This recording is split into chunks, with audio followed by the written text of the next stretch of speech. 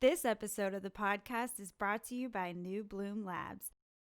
I'm sure by now you've heard about all the craze around Delta 8 THC. But from a lab testing perspective, did you know that many Delta 8 products have significant quantities of Delta 9 in them as well? That's because most cannabis labs have a hard time accurately analyzing Delta 8, but not New Bloom Labs. New Bloom delivers clear, precise chromatography of Delta 8 products. And did I mention that they always provide a next business day turnaround on potency tests? That's right, 1 to 2 business day turnaround on terpene profiles and screenings for heavy metals, pesticides, residual solvents, and mycotoxins. If you have ever questioned your lab's potency reports of Delta 8 products, try New Bloom Labs. Give them a call today at 844-TEST-CBD or visit their website at newbloomlabs.com. New Bloom Labs will deliver the most precise Delta 8 analysis in the country and show you the raw chromatography to back it up. Superior science, rapid results, New Bloom Labs.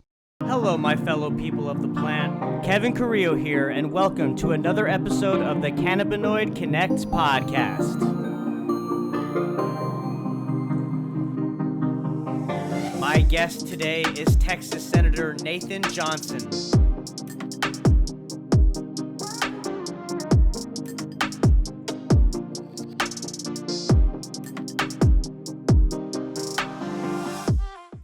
Senator Nathan Johnson, thanks for coming on today. We really appreciate it. Good morning, Kevin. Glad to be here. Absolutely. And it's such great timing to have you on the show with the Texas legislature meeting next Tuesday, which will be January 12th. Today's Friday, the 8th. So over 20 cannabis bills have already been filed, some of which are your bills that I'd like to really jump in on in terms of reducing penalties for cannabis-related offenses, as well as other cannabis-related laws. So thanks again for coming on today. It is really timely because we're entering a session not just in some very strange and challenging circumstances on the fronts that everyone talk about, but the conversation around cannabis itself is very different now than it was just 2 years ago. Right. And are you kind of, I mean, it's got to be a mixed bag of emotions, right? I mean, is there a sense of surprise, of course, encouragement with the most public support that we've seen ever? I mean, I think I just saw a poll that 54% of Texas voters want to legalize cannabis, which is amazing. Yeah. And about a third of them, well, 54% are willing to legalize at least some small amount of it, right? And maybe a third of them are saying legalize it outright. And I think as the discussion continues, kind of like with a lot of things, when people learn more, their opinions change about anything. I think the reason sometimes a lot of things don't move ever is because the facts don't get out. But as the facts get out, people's minds do change. And there's so much stuff that we're really worried about that really require a lot of our time and attention. I think people are starting to perceive that the fear of cannabis, the criminal prosecution of cannabis has been a big waste of our time and resources. And they're starting to resent it. Absolutely. Yeah. And I, before we jump into the specific bills that you've introduced and some of your constituents have introduced, I want to get a sense of your background so that the audience, really gets to know who you are, Senator Nathan. So, why are you such a proponent of cannabis, and do you have personal experience with the plant? No, I'm not a marijuana user. I mean, I tried it in high school. I've had plenty of friends who use it. It's not been a mission of mine. I try to take an attitude towards government of it being a really sensible place where people can lead their lives and make their own individual decisions. There are things that we want to protect ourselves and other people from. Then there are certain judgments that one person thinks this way about something and another person thinks another. And for the most part, I like people to be free to make their own choices. I also think that there is a tendency to demonize certain things, and they draw all of our attention. And I really resent when we waste our time and our attention on things that have some sort of mythological threat to us. And I feel like in the area of kind of cannabis, we're dealing with some misconceptions born of the early 70s that have persisted for half a century. And I think they're holding us back. So I'm involved in it because I don't like that kind of general problem with government. And then the fallout of that is a whole lot of problems that pertain to social justice, racial equity, and the strength of law enforcement. So it's one of those areas where I feel like everybody should see some advantage wherever you are on any kind of political spectrum. This is wrecking individual lives, it's wrecking families, it's wrecking communities, it's costing a ton of money, and it's wasting police resources. So my job is to figure out ways to get society to be nicer, more fair, more productive, safer. All those things are enveloped in this marijuana controversy. It's so encouraging to hear a politician like yourself, having that mindset. And we've echoed that same, mindset on the podcast as well. It's like, if you don't want to consume the plant, if you don't want to be around it, that's fine. But at least have a general understanding of the benefits, whether it's, economic, environmental, or medicinal. And to your point again about social equity and racial injustice, there's been so many minorities that have been put away and locked up for nonviolent cannabis related crimes, and now we're operating in a marketplace where it's essential. Right? Yeah. So it's really encouraging that you're doing that. Thank you. And I think that it just creates an opportunity. The current state of affairs creates an opportunity for things to go wrong. Let's close that off, and it really could have some very, very beneficial long-term effects as we stop wrecking lives. Particularly, most of the people who are having their lives wrecked are young. Mm-hmm. It throws you off forever. I guess if you're asking about personal background, I did as a young lawyer, I was trying to help a guy who was living in his dad's basement as a young adult, and he couldn't get a job at McDonald's because he'd been busted for marijuana possession twice. Possession. In his car, he got pulled over for running a stop sign or something. He wasn't stoned. Right, in an entry-level job like McDonald's too. That is just crazy, right? Let me tell you something else that I learned that's just really chilling. There are commercial insurance companies that will not give an employer insurance for somebody who's been convicted of a drug crime, i.e. possession of marijuana. So let's suppose you're an employer and you meet some young person and they really impress you and they say, but you know what? I've been arrested once. And you're like, look, man, you had a joint in your car. It's okay. You seem like you're going to be a great part of our company. Nope, you're not going to hire them because you can't insure that person on your commercial policy. That is not the way we want to run our society. Right. And I just started this podcast back in April, and I can't tell you how many industry operators that I've met who are so passionate about the plant because they understand the efficacy, like we talked about, whether it's environmental, economic, or medicinal. And these people are resilient, Senator. Like you're talking about the challenges that they're facing in terms of not even being able to hire a competent, qualified employee because of their past history with cannabis. They're resilient in that they're facing other things like not being able to deduct taxes, right, for their business at the end of the year, and struggling with banking laws because these banks aren't working with cannabis companies. So it's encouraging to see more states starting to look at cannabis more legitimately and start to think, how can we reform some of these laws, right? So let's talk specifically about Texas now. I know that it's highly unlikely that we're going to see full legalization come this session, right? But at a minimum, we need to really make sure that Texas reduces penalties for low-level possession and all arrests, as well as improving the medical programs. So let's start there and talk about maybe some of the bills that your constituents have passed through. And then I want to dive deeper into your kind of focus, which is decriminalization of pot possession and helping ex-cons get jobs. Right. Well, let's start with recognizing that there's a 2019 UT poll, 60% of Texans are comfortable saying that Texas should consider legalization, right? Progress can happen in a flash, but that's rare, or it can happen incrementally. And then even the flash kind of progress usually happens as a result of incremental efforts, and they all stop short, and then boom, the whole thing falls. It could be that nothing gets done this session, not decrim, not legalization, but were the efforts in vain? No, because it could be that we jump straight to legalization 2 years, 4 years, 6 years from now, whatever. But I think that it would be a tragic missed opportunity if we didn't at least get that incremental progress. So I think you said you wanted to start with some of the bills filed by my colleagues. And I'm happy to let you talk a little bit about it. You're very knowledgeable about these things as well. Absolutely. Yeah. I have the actual webpage up, the Texas marijuana policy webpage, which has a great layout of each bill, the number of the bill, and then what representative is actually bringing that forward, and senator. So, I mean, well, let's start, I guess, with yours then, and then we can kind of branch out. So reducing penalties for cannabis related offenses, HB 691. Relating to repealing automatic driver's license suspensions for certain drug offenses. Yeah, that's one of my most and least favorite.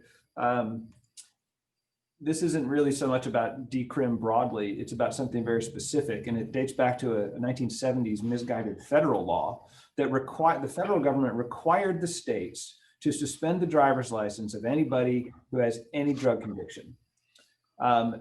And what that means is if you are busted, and whether you're driving or not driving, for possession of a small, however small amount of marijuana, and they feel like taking you to court and convicting you, which happens a lot. We're not even talking about racial equity at the moment. That means you don't have a driver's license for 6 months, but you're also required to go take a drug course. How are you going to get there? Exactly. Some of these, and by the way, you can't do it online. To this day, you cannot do it online. You've got to do it in person. So you can take the bus. There are places in Texas where the nearest place you can take the drug course is like 100 miles away. What are you going to charter a Greyhound to go to? It's just insane, right? So the temptation that you have is to drive without a license, which, by the way, is going to get you in trouble. Right. Drive safely, don't get a ticket, but it's really preposterous. And that would lead to an arrest, right? I mean, right, yeah. So, and you would expect people to work, you expect people to pick their kids up from school, but you want to take away their driver's license. Well, it's not like it's not like a DUI where they're shown to be a danger. They're not busted for being unable to manage a vehicle safely.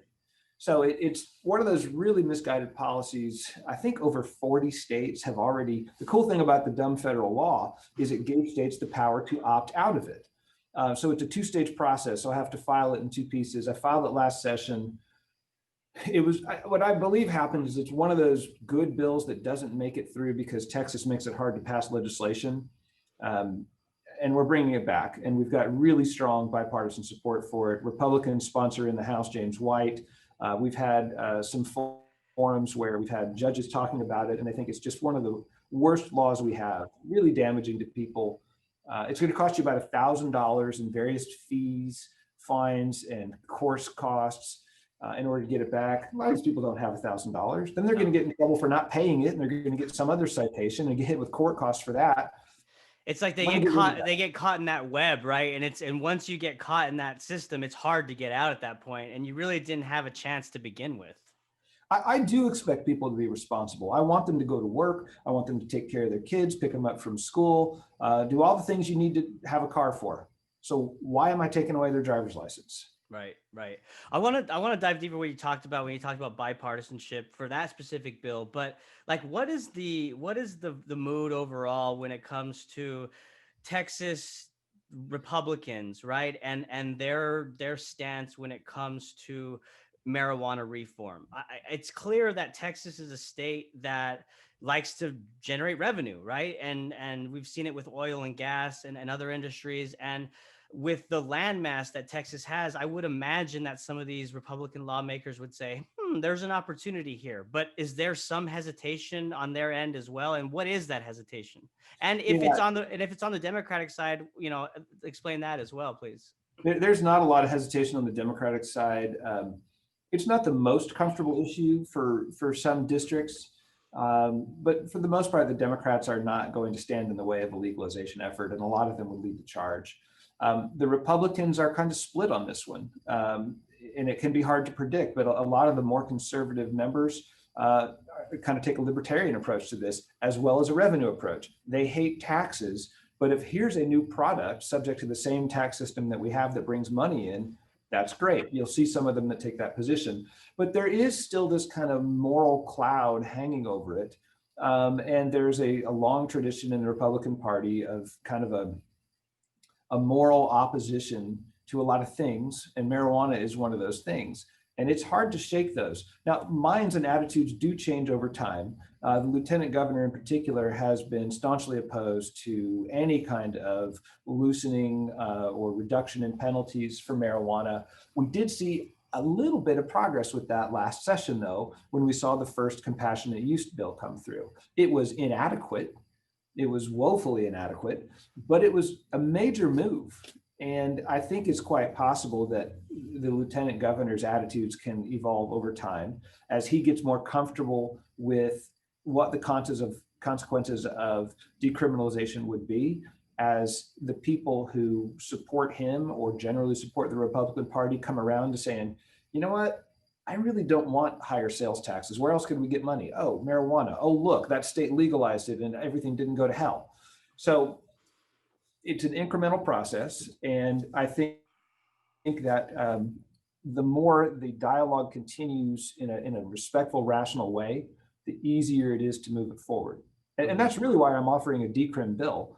I mean, I'm not opposed to legalization, but I want there to be an option that politically we can achieve this session, that the lieutenant governor, the governor, and conservative Republicans can say, you know what, that makes sense. Right. Let's do it. I wonder, so outside of like the moral conversation and maybe even the lack of understanding again with the benefits of the plant, I wonder if the conversation could change if you take the angle of industrial hemp, right? Because we know that that particular industry is in its super infancy stage. Like there's not even infrastructure in place to process and separate the herd from the fiber to make material goods. But because there's so much land in Texas, I would imagine that that could be a huge opportunity for the state to lead the charge nationwide when it comes to industrial hemp. I mean, that's a really smart observation. And it has the benefit of the hemp benefiting the hemp industry itself, but it also kind of clarifies the conversation around marijuana. And one of the difficulties we have, even after the hemp bill that was passed last session, is the marijuana definition in Texas is so fuzzy. People are a little confused about hemp and marijuana. And on the one hand, it might reduce some marijuana prosecutions, but it also might scare people off of hemp production. So one of the things that my B2C decrim bill does, we also attempt to start making things a little clearer. So we're not going to mix up hemp with marijuana, with what we traditionally would consider marijuana.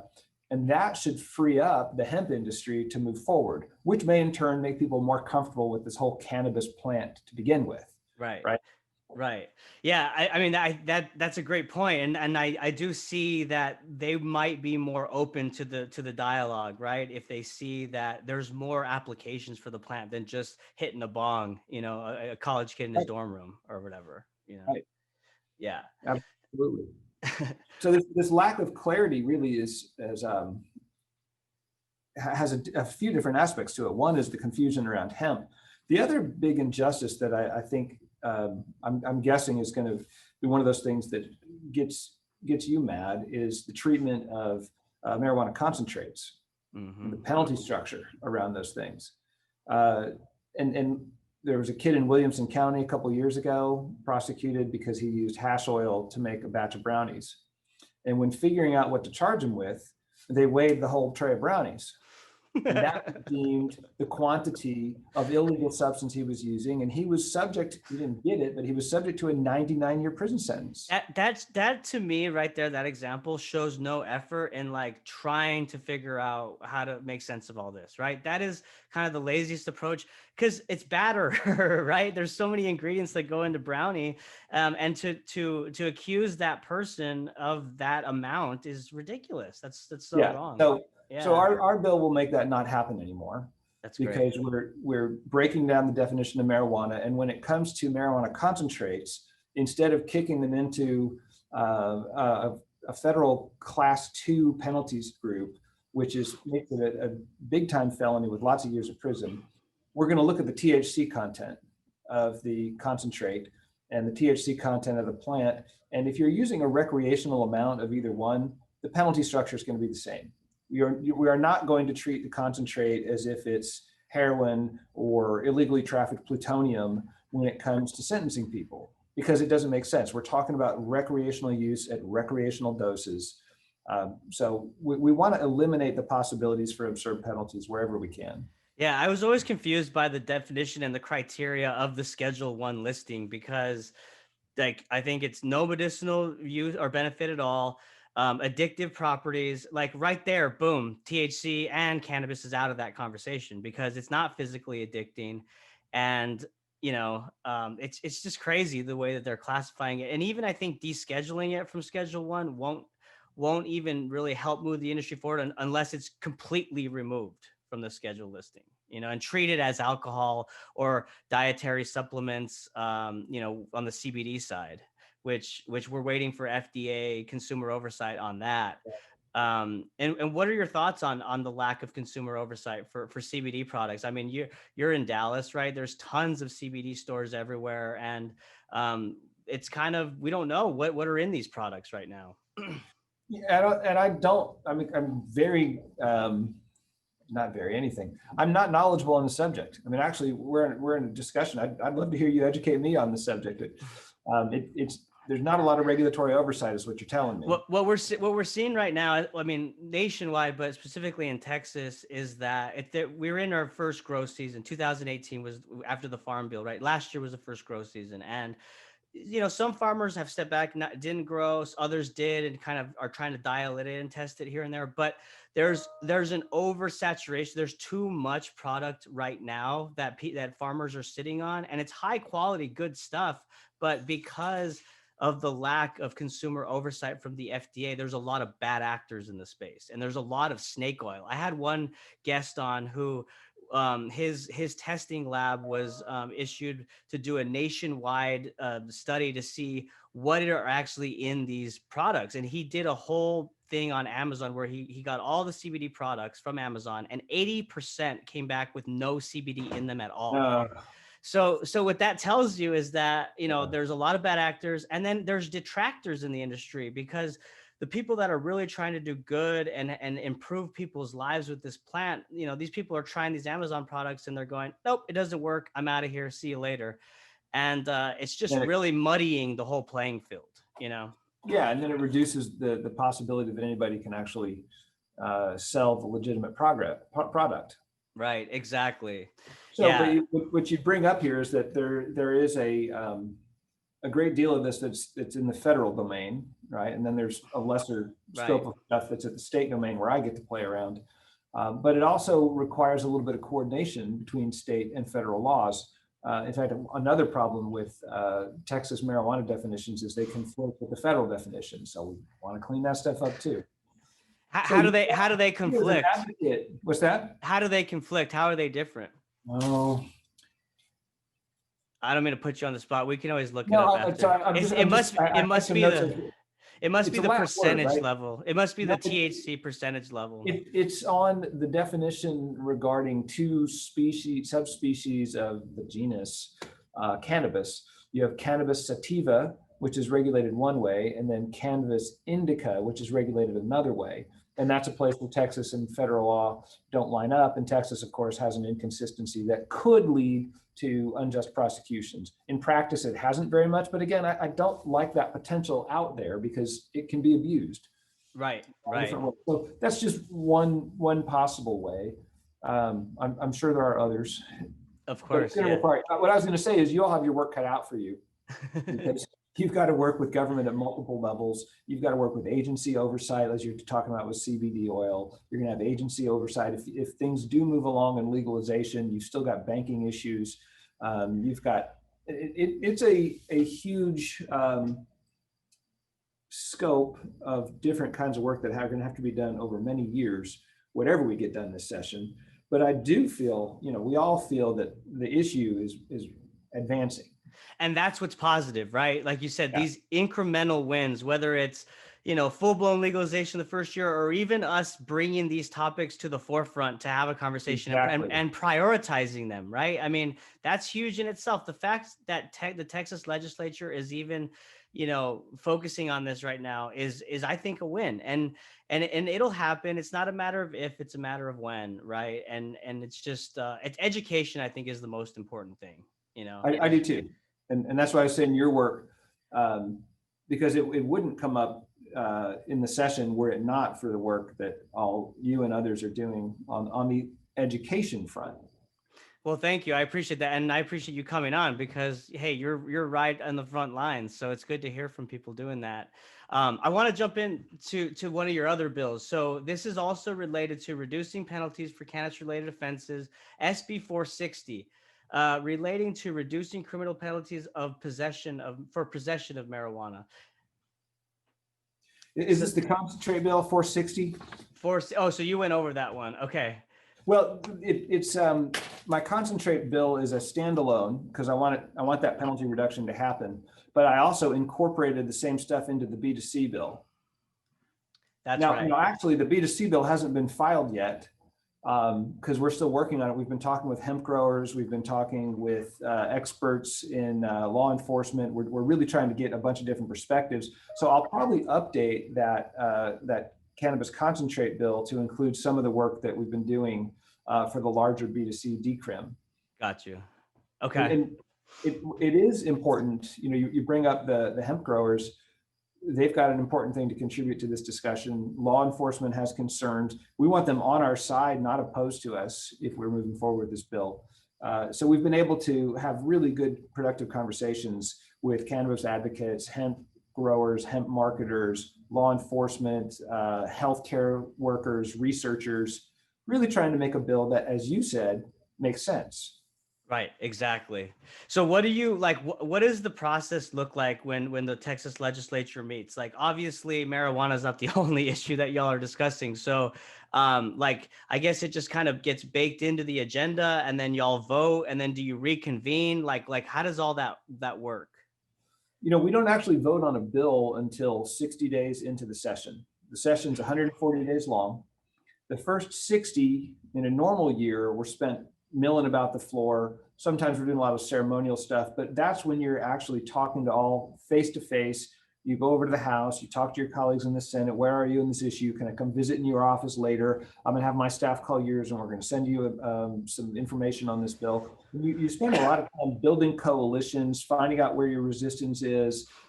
People like to say horse trading. I mean, it's a little bit of that. I think a lot of it, you talk about education. There's 7,000 bills that come through the legislature last year. I don't know all of them, right? And so you need to develop areas of expertise, and you got to develop friends who have their areas of expertise. And some of that time is spent talking with them. So I've got some friends in the House who know a lot about criminal justice issues. There may be a couple who are particularly knowledgeable on cannabis issues. Those are the people I want to work with on these bills. So already before the session's even started, I've been communicating with many of them whose names you'll see on this page about, okay, what are you doing? Here's what I'm doing. Whose bill's going to get out of committee first? Okay, fine. Push mine aside. I'm going to come support you on yours. Let me talk to my colleagues. So it's a long process of cooperating and responding to unpredictable developments in committee. And then if it gets out of committee, you broaden it to the floor. And if it gets out of the House first, we got to work it in the Senate. If it gets out of the Senate first, we got to work it in the House. So it's actually kind of fun. It's like, it sounds like it's off to the races. So like once y'all meet, like that 60-day window is crucial, right? Because that's when you need to be doing your outreach, building those coalitions, going to the people that are maybe opposed to the bill and trying to sway them. So it's really a lot of lobbying, it sounds like. Yeah. If you're doing your job, that 60 days is crucial. That's right. Right, exactly. And not to mention, you said 7,000 bills that are being introduced, and y'all meet every 2 years. So there's a lot of work that needs to be done, right? When you guys actually do meet, right? We pass over 1,000 of them. I mean, just that number, 1,000 bills, we do it in 80 days. Wow. And 6,000 of them just don't make it. And a lot of them, I'm glad they didn't make it. There's quite a few really good bills every session that don't get out. Now, some of it we have layers and layers of bills, duplicative bills, or ones that are so similar to we get incorporated into each other. It's not purely 1,000 win, 6,000 lose, but the volume is real. It's a Right. lot of stuff to get through, and it's another reason that sometimes things pass or don't pass that shouldn't have passed or should have passed because people just don't have the information. And so one of the things that you're doing by making this a large public issue is it's less likely that I'm going to have people in the House and Senate who are ignorant of what's going on because the issue is out there. Yeah, so you could send them links to different episodes. If whatever topic they really want to drill in on, we've been doing it. We've recorded 100 episodes. So, and that's my thing, Senator, is I'm just so tired of the stigma and the lack of education around the plant and people just kind of spouting out their opinion or what they've heard. And again, it's just the benefits. It's just even if you don't want to be a part of it, use it. You need to understand the benefits because we could all kind of we could all benefit from it overall. There's a lot of different values that this thing adds to this plant adds. And so I go ahead. There's the value side of it, and there's also a lot of people are quite afraid of it. And so even if you can't convince them about the benefits, you could convince them that they're misled as to the harm, right? This harm that you're imagining it. Here's the data, right? Right. So that's absolutely right. And a lot of those studies that have been conducted were with the intent of exposing all the negative side effects of the plant, right? There weren't really many objective peer review studies out there as of late. So you're right. I mean, it's a challenge to educate people from what they have previously understood about the plant. Yep. People have to reach their own conclusions. They seldom change their minds because you tell them to. But bring them information. Absolutely. I want to ask you about the Texas smokable hemp ban. Are you privy to that and what's I'm not knowledgeable about that, but I'll kick it around with you. Tell me about it. Sure. Yeah. So, I mean, from my understanding, I may be butchering it, but what they're wanting to do is put a ban on the purchase of wholesale smokable hemp. So a farmer or a dispensary, excuse me, a CBD retail shop could not sell the actual CBD flower, which contains 0.3 or less THC, which is the federal mandate, right? And they've kicked that off till February of this year, I think, when they're going to vote on that. So that's the level below which it's no longer a prohibited substance. Correct. Right? 0.3 or less, right? That makes it considered a hemp-derived plant as opposed to a cannabis plant, which would have more THC. So, long story short, Texas is trying to, or I don't know who exactly within Texas, but they're wanting to impose a smokable hemp ban where you cannot purchase the actual hemp flower. It needs to be as an oil or a topical or a concentrate. And Why? I really don't understand the reason why. I don't. And there's so many implications to that other than just the consumer not being able to smoke the flower, right, on the back end and the operation side. So anyway, it'll just be interesting to see how that gets resolved and what actually the outcome is come February or March. Because I was saying, so that discussion we had about 60 days of milling about, telling each other about it. And you remember I said I've already been working with people before the session starts. Just say nobody has come to me to talk to me about banning smokable hemp. They may be planning a big effort at it, but good. Well, that's good to hear then, right? Because maybe not on my radar. Yeah. Okay. So that's good to know. Last thing, another kind of thing that maybe you'll just be interested in is the emergence of Delta 8 in Texas. Are you talking about synthetic cannabinoids? So that's where I'm confused because I've talked to different experts. Half of them have said but basically what Delta 8 is it's the THC that is derived, that's extracted from the hemp plant, which is 0.3 or less THC. But they're extracting the THC molecule, the cannabinoid from that plant, and then they're putting it, whether if it, in a vape pen as an oil or if as a flower itself. And there is a psychoactive property to it. You do feel high. It's basically isolated THC.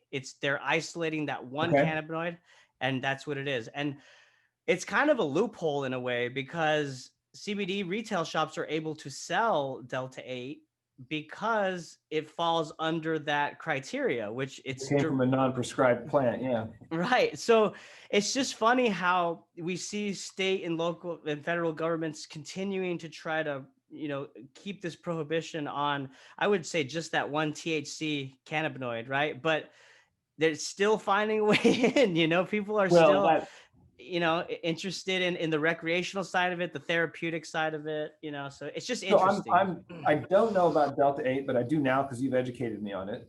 But it's also analogous to synthetic THC products, synthetic cannabinoids. And the chemistry is eluding me at the moment, but basically you can manufacture a drug that will give you the same, it'll reproduce the effect of marijuana or marijuana concentrate. Now, for comparable amounts, it's treated as the same way that marijuana plant is, whereas the same level of THC content of the concentrate is, again, this astronomical penalty. So you can go manufacture this stuff in a lab, which, by the way, has been linked to deaths using it in a vape pen, and it's just a minor penalty. You're But if you talking, have go the ahead. oil, and Yeah. if you have a marijuana concentrate, man, you're locked up. So there's a lot of people will find other ways to do it, and the law apparently is behind on Delta 8. It's behind on the synthetic. Yeah, people. If you set the speed limit on the highway to 35, people are probably going to drive fast anyway. Right. It's another word, kind of the futility argument of regulation. Right. And And no, I don't know about the Delta 8. well, what you reference is the K2, and that stuff is terrible. Yes. I mean, I haven't seen that as prevalent in recent years. I know when I was in college around like the 2007 to 2011 timeframe, that was really big. You'd go to like a smoke shop and they would sell that synthetic. It looked like, and when you burned it, it crackled. It was very, very harmful for you. And so with Delta 8, from my understanding, there is no synthetic chemical component to it. But it's that loophole that's just interesting, just to People see get around it. people are getting around it. Yeah. Well, So and it'll be less of an issue if we correct the penalty schedule, right? If we decriminalize, reduce penalties. I don't care if it's Delta 8, Delta 9, as long as it's not harmful. Just have some consistency and some recognition and respect for people. yeah. And the industry is begging for it, Senator. I mean, I can't tell you how many business owners, legacy operators who have been in the space, even in the illicit side, right? And now that it's legal, they're begging for regulation and oversight and they're trying to operate the best that they can, right? But with so many loose ends, there's just a lot of variables that are emerging. On the regulation and oversight is critical, especially in an electronic world of advertising. Because if you don't regulate the quality, what you're going to have is a very, very sophisticated electronic advertising scam mechanism that is not what anybody wants. So if we were to legalize it, it should be very well regulated. Absolutely. And the producers, the good producers, agree with that. That's right. And it's going to weed out all those bad actors because they can't just, flip a gummy bear package and say that has CBD in it and upcharge, 500 million% on it or whatever they're doing now on Amazon. You want to know that it really does have CBD, you're saying?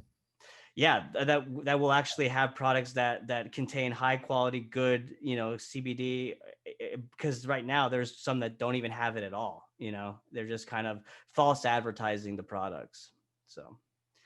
Well, Senator Nathan, I know that you're a busy man, and next week is big for you and your staff and the cannabis industry. So before we wrap up, I just want to, give you the floor. Anything that you want to say to the audience listening, it's yours. Thank you, and thank you for coming on, and anybody who managed to sit through this whole thing. Thanks for listening. I would say, your interest in this is very helpful. On this subject and probably also just on attitudes in general, not specific to cannabis. And I would invite you to take a similar interest in other things, right? You've learned the power of giving people information. You're seeing the results of that. Use it as a kind of a way into what we're doing in the political sphere and get into it. Be useful in many ways, because you're trained now. You know, you and I'm saying you to the whole audience. You now have an understanding of this process that not everyone has. Follow your interests wherever they go. Well said. Yep, that's good advice. And where can people find you, your website, social media, if they want to, follow up on the outcome of the Texas legislature meeting next Great. week? SenatorNathanJohnson.com is the website. Pretty easy with the Google search. There's social media is at Nathan for Texas. Awesome. You heard it here first from Senator Nathan Johnson. I really appreciate your time, sir. And thank you for all the insights, and good luck next week. We'll be rooting for you. Great to talk with you, Kevin. And thank you for educating me on some of these subjects. Of course. And thank you all for listening. Bye. Bye-bye.